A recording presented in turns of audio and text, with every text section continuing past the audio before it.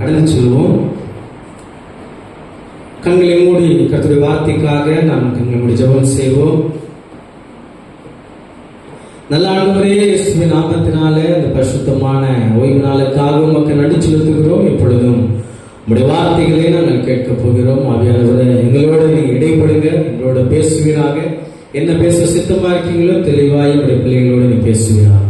அடியை மறைத்துவது நாமத்தை வெளிப்படுத்துங்க. இயேசுவின் நாமத்தினால ஜெபிக்கிறேன் நல்ல பிதாவே, ஆமென். மீண்டுமாக ஆண்டவராகிய இயேசு கிறிஸ்துவின் மீதான நல்ல நாமத்தினாலே உங்களை யாவரையும் இந்த நியாய வழிபாட்டிலே நான் வாழ்த்தி வரவிருக்கிறேன். ஆண்டவர் 2024 ஆண்டை கொடுத்து இந்த 11வது மாதத்தை முடிக்கிற தருவாயிலே ஆண்டவர் நம்மை கொண்டு வந்திருக்கிற கிருபைகளுக்காக ஆண்டவருக்கு நன்றிகளை நான் தெரிவித்துக் கொள்கின்றேன். இந்த வாரத்திலிருந்து கிட்டத்தட்ட நாம் என்ன செய்ய போறோம்னா, கிறிஸ்துமஸ் செய்தியாக ஒரு 6 வாரங்கள் கர்த்தருடைய வார்த்தைகளை நாம் கேட்க போகின்றோம். சோ இந்த நாள்ல நாம் வாசிக்கிறதான ஏசாயா 11ஆம் அதிகாரம் வசனம் 1 சொல்லுகிறது, ஈசா என்னும் அடிமரத்திலிருந்து ஒரு துளிர் தோன்றி அவன் வேர்களிலிருந்து ஒரு கிளை எழும்பி செழிக்கும்.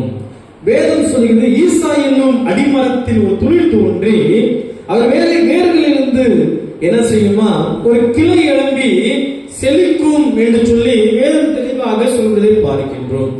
ஏசாயா இந்த புஸ்தகத்தினுடைய பின்னணியை நாம் பார்க்கும்போது இந்த ஏசாயா தேவனுடைய தீர்க்கதரிசியாக காணப்படுகின்றார்.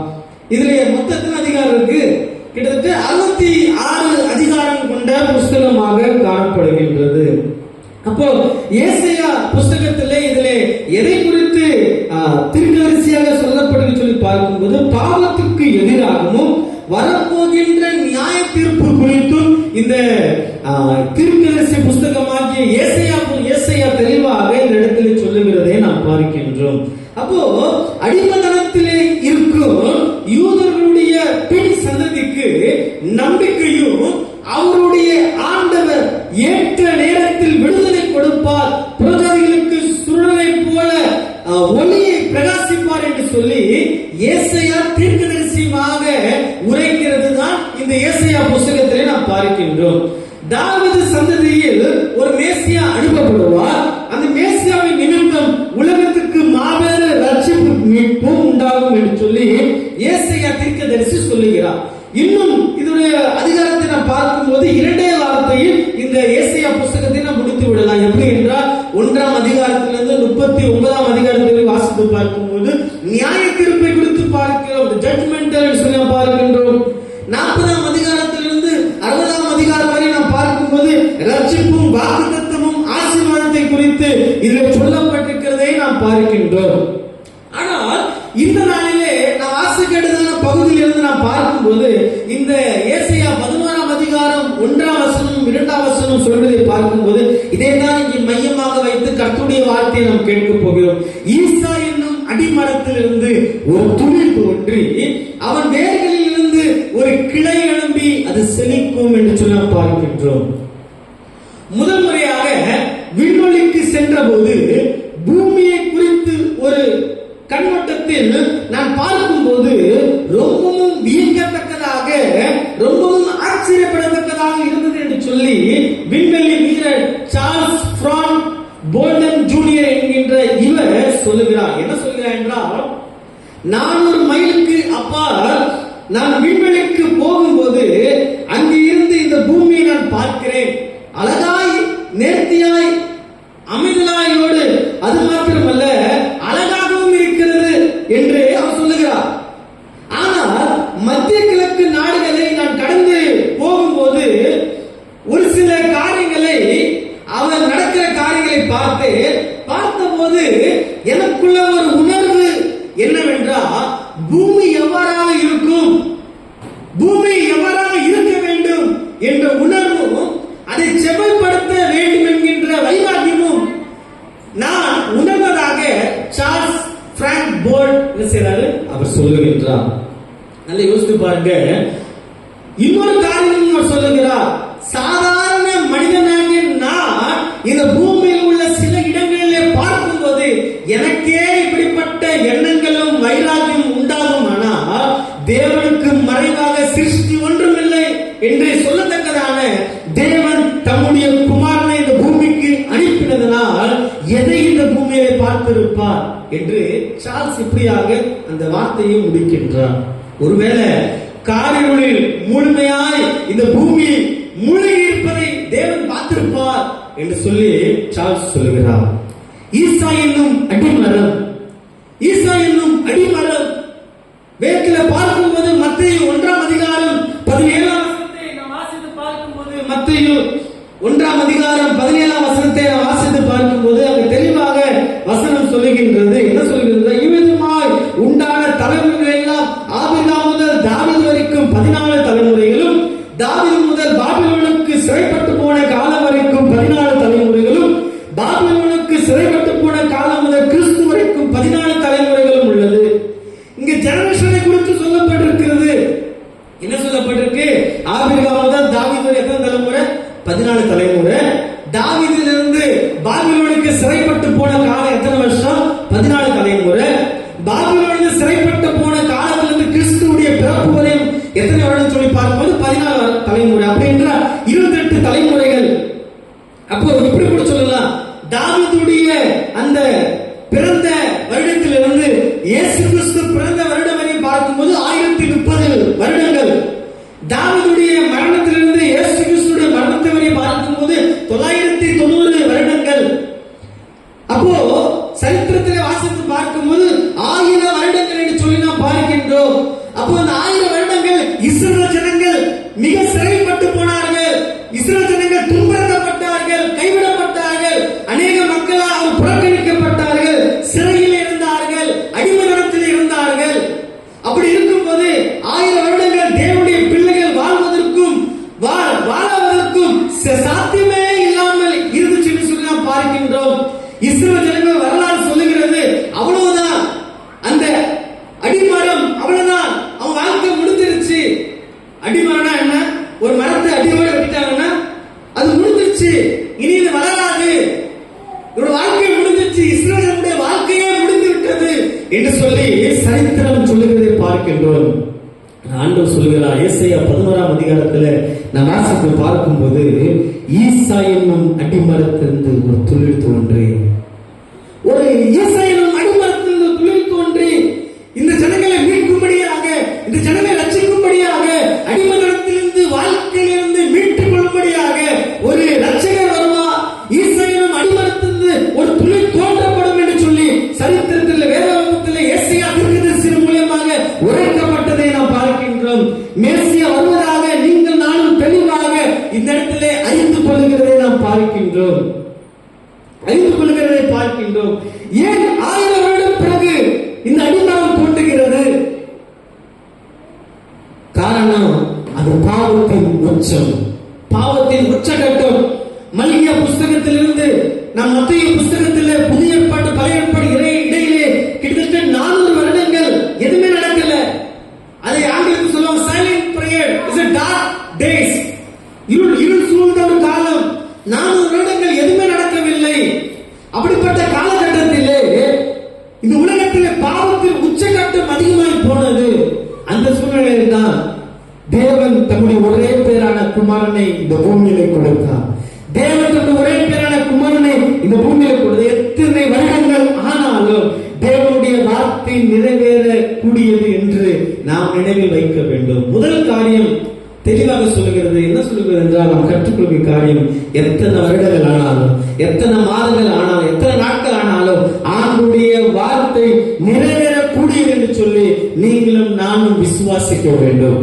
இயேசுடைய பிறப்பின் மூலமா நாம் கற்றுக்கொள்கிற காரியம் என்று சொல்லி பார்க்கும்போது, ஆண்டுடைய வார்த்தை என் வாழ்க்கை நிச்சயமாக நிறைவேறும். ஆண்டுடைய வார்த்தை என் வாழ்க்கை நிச்சயமாகவே செயல்படும். ஒருவேளை இத்தனை வருஷம் ஆயிடுச்சு, இந்த வருஷத்தையே முடிக்க போறேன்னு, என் வாழ்க்கையில் எதுவுமே நடக்கலன்னு சொல்லி பல நேரங்கள்ல நான் சோர்ந்து போய் இருக்கலாம். அடுத்த வருஷமும் இப்படிதான் என் வாழ்க்கை இருக்குமோ, இல்ல அடுத்த வருஷமும் வரநாட்களே என் வாழ்க்கை இதை விட மோசமா போகும் என்று சொல்லி பல நேரங்களில் நான் யோசித்துக் கொண்டிருக்கலாம். வேதம் ஈசா என்னும் அடிமரத்தில் ஒரு துளிர் தோன்றி, என் வாழ்க்கை அடிமட்டத்தில் வெட்டி போட்ட நிலைமையில இருக்கலாம். இனி என் வாழ்க்கையே வளராதுன்னு சொல்லி, இனி இந்த மரமே வளராது சொல்லி அடியோடு வெட்டி போட்டிருக்கலாம். ஆனா ஆண்டவருடைய வார்த்தை தெளிவாக இந்த காலங்களில் நம்மோடு பேசிக் கொண்டிருக்கிறார். ஈசா என்னும் அடிமரத்திலே ஒரு துளிர் தோன்றினது, ஒரு துளிர் தோன்றினது. மார்ட்டின் லூத்தர் என்கின்ற மனிதன் சொல்லுகிறார்,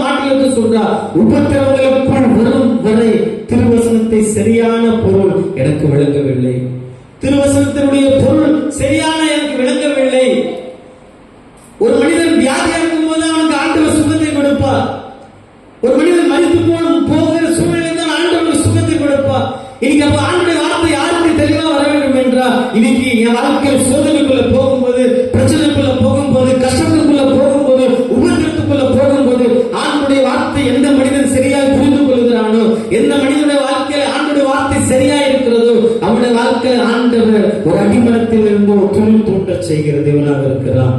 அந்த மனிதனுடைய வாழ்க்கையிலே ஆண்டுடைய வார்த்தை நிறைவேறுகிறதாய் காணப்படுகின்றது. இயேசு கிறிஸ்து இரண்டாவது காரியமா பார்க்கும்போது 2ஆம் வசனம் சொல்கிறது, ஞானத்தையும் உணர்வையும் அருளும் ஆவியும் ஆலோசனையும் பலனையும் அருளும் ஆவியும் அருளையும் கர்த்தருக்கு பயப்படுகிற பயத்தை அருளும் ஆவியும் ஆகிய கர்த்தருடைய ஆவியானவர் அவர் மேல் தங்கியிருப்பார். இயேசு கிறிஸ்து சாதாரணமாக இந்த உலகத்துக்கு வரவில்லை. அவருடைய வருகை சாதாரணமாக இருக்கவில்லை. ஆண்டவர் பலவிதமான திட்டங்கள், சொல்லும் போல மல்கியாவுக்கும் மத்தியக்கும் நடுவில் 400 வருடங்கள் அமைதியான காலகட்டமாக இருந்தது. நடுவில் ஏவலுக்கு கேப் என்றால் மனிதனுடைய பாவம் மிக உச்சகட்டமாய் போனது. இன்னைக்கு சுவிசேஷம் சொல்வதற்கு ஒரு 3 காரியம் நமக்கு தேவை. என்ன காரியம் தேவை? முதலாவது வழி. The way is very important.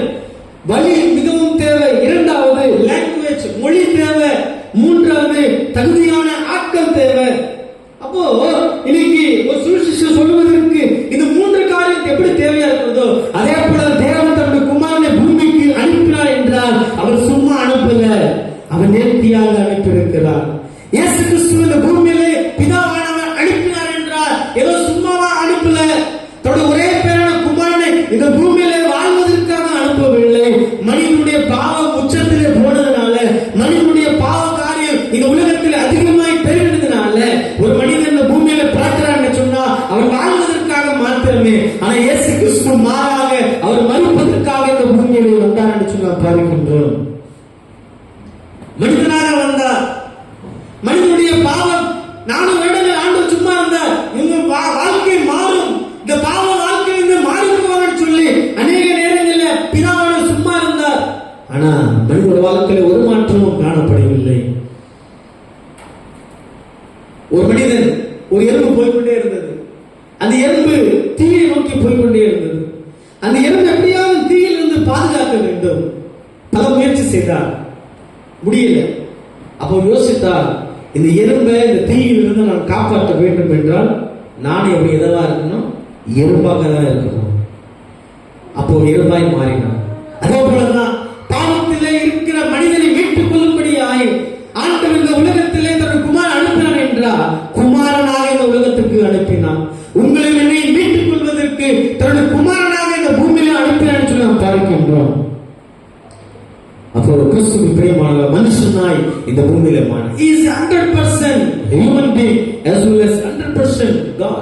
அவர் 100% கடவுளாகவும் 100% மனிதனாக இந்த பூமியிலே அவர் உலாவினார் என்று சொல்லி பார்க்கின்றோம். மூன்றாவது காரியம், ஏசாயா 11ஆம் அதிகாரம் 3-10 வசனத்தை வாசித்து பார்க்கும்போது அவருடைய 2ஆம் வருகை குறித்து அங்கே சொல்லப்பட்டிருக்கிறது. இந்த செகண்ட் கமிங், ஏசாயா இந்த இடத்துல பார்க்கும்போது 2ஆம் வருகை குறித்து அவர் தீர்க்கதரிசனமாக சொல்லுவதை நாம் பார்க்கின்றோம். இந்த பூமி 2ஆம் வருகையில் எப்படி இருக்கும் என்று சொல்லி பார்க்கும்போது சமாதானமாக உள்ளதாக இருக்கும் என்று சொல்லி பூமி சொல்லப்பட்டிருக்கு, வார்த்தைகள் சொல்லப்பட்டிருக்கு. 2ஆம் வருகையிலே இந்த பூமி சமாதானமாக இருக்கும்.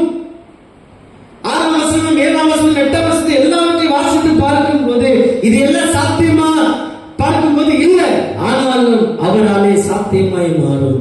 இயேசு கிறிஸ்துவினால் கூடாத காரியம் ஒன்றும் இல்லை. அவருடைய வருகை குறித்து நாம் மனதிலே நினைவிலே இருக்கிறோம் என்று சொல்லி நாம் ஆயத்தமாக இருக்க வேண்டும். ஆண்டவர் 2ஆம் வருகை வரும் என்று சொல்லி நீங்கள் நானும் விசுவாசிக்க வேண்டும். அதற்காக நீங்கள் நானும் ஆயத்தப்பட வேண்டும் என்று சொல்லி நாம் பார்க்கின்றோம். ஒரு மாநாடு நடத்தினாங்க. என்ன மாநாடுனா,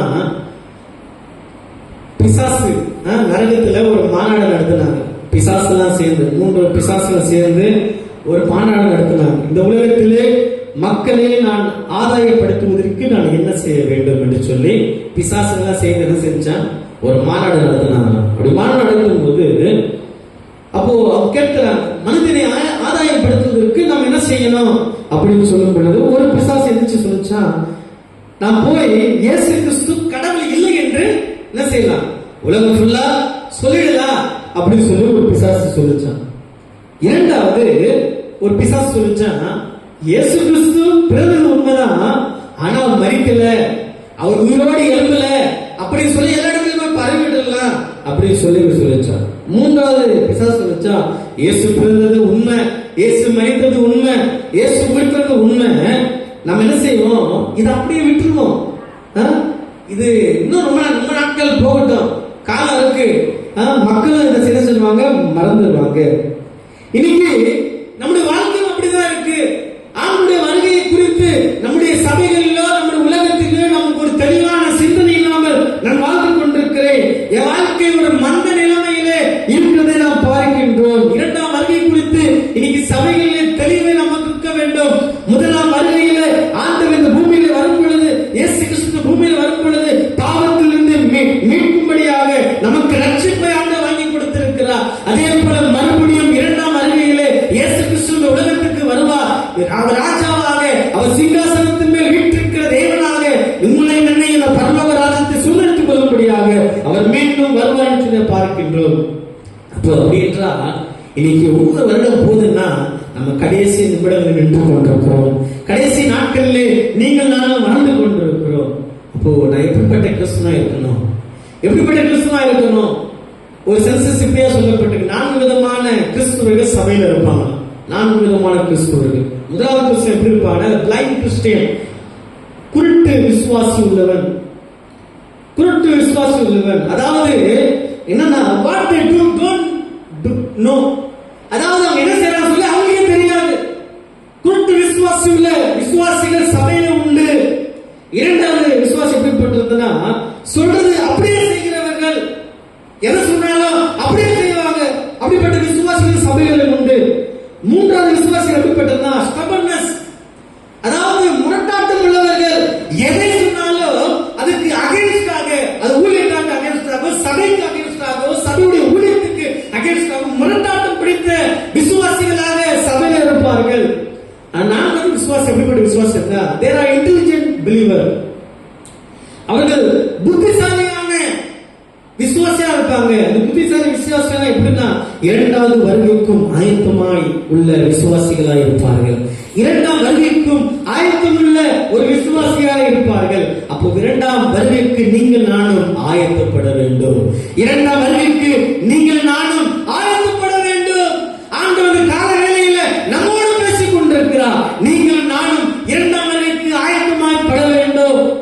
இயேசுடைய பிறப்பு ஒரு பக்கம், அவர் இரண்டாம் வருகை சீக்கிரத்தில் வரப்போதுன்னு சொல்லி அநேக ஜனங்களுக்கு ஆண்டவர் பிரசங்கிக்கு ஆயத்தமா இருக்கு. அவர் பிரசங்கமே அதுதான், பரலோக ராஜ்யம் மிகவும் சமீபமா இருக்கிறது. இயேசு கிறிஸ்து பிரசங்கம் பண்ணுகின்றார். வசனம் 9:10 தேவன் மிகவும் பெரியது. ஆண்டவர் சொல்லுகிறார், முதலாம் வருகையிலே அவர் நமக்கு மீட்பையும் ரட்சிப்பையும் ஆண்டவர் வாங்கி கொடுத்திருக்கிறார். மீட்பையும் ரட்சிப்பையும் பெற்றுக்கொண்ட நாம் இரண்டாம் வருகைக்கு நாம் ஆயத்தமாக இருக்க வேண்டும். நீங்க ஒருவேளை என் வாழ்க்கையில ஒருவேளை அடிமரமே இல்லாம இருக்கலாம். ஆண்டவர் சொல்ல, ஈசா என்னும் அடிமரம் என் வாழ்க்கையில ஒரு தொழில் தோன்றும். ஈசா என்னும் அடிமரம் என் வாழ்க்கையில தொழில் தோன்றும். இன்னைக்கு நான் கற்றுக்கொள்கிற காரியம், அந்த ஈசா என்கின்ற அடிமரம் என் வாழ்க்கையில ஒரு தொழிலும் தோன்றும் வேண்டும் என்றால் திருவசனத்தை நிறைவாய், திருவசனத்துக்கு ஏற்றவனாய் நான் வாழ வேண்டும். இரண்டாம் வருகைக்கு நீங்கள் நானும் ஆயத்தப்பட வேண்டும். அப்படி ஆயத்தப்படும் பொழுது என் வாழ்க்கையில அடிமரமே இடிந்து போனாலும், அடிமரமே இல்லாத சூழலில் கூட ஈசா என்கின்ற அடிமரம் என் வாழ்க்கையில தொழிலை செய்ய தேவனாக இருக்கிறார். இந்த கிறிஸ்துமஸ் நாட்கள்ல, பண்டிகை நாட்கள்ல, இந்த வாரத்திலிருந்து ஆண்டுடைய வார்த்தையை நாம் கேட்க போகிறோம். ஒவ்வொரு வாரமும் அவருடைய பிறப்பின் செய்திகளுடைய ரகசியங்களை நாம் ஆராய போகிறோம். நிச்சயமாகவே நாட்கள்ல புதிய வருடத்துல போகும்போது என் வாழ்க்கையில நான் இழந்த ஆசீர்வாதங்கள், நான் இணைந்த ஆவிக்குரிய வாழ்க்கைகள், ஒருவேளை சபைக்கு நான் எதையெல்லாம் செய்யாமல் இருக்கணும், அது எல்லாவற்றும் ஆண்டோருக்கு நேர்த்தியாக நான் செய்ய வேண்டும். ஆண்டோருக்கு பிரியமுள்ள மகனாக மகளாக நான் வாழ வேண்டும். கர்த்தர் அதை எதிர்பார்க்கிறார். அப்படிப்பட்ட விசுவாசியாக நீங்கள் நான் வாழவும் கர்த்தர் நம்ம வாழ்க்கையிலே பெரிய காரியம் செய்ய வருவதாக இருக்கிறார். கர்த்தர் தாமே வார்த்தைகளை நமக்கென்று ஆசீர்வாதமாய் அவர் மாற்றுவாராக. ஆமென்.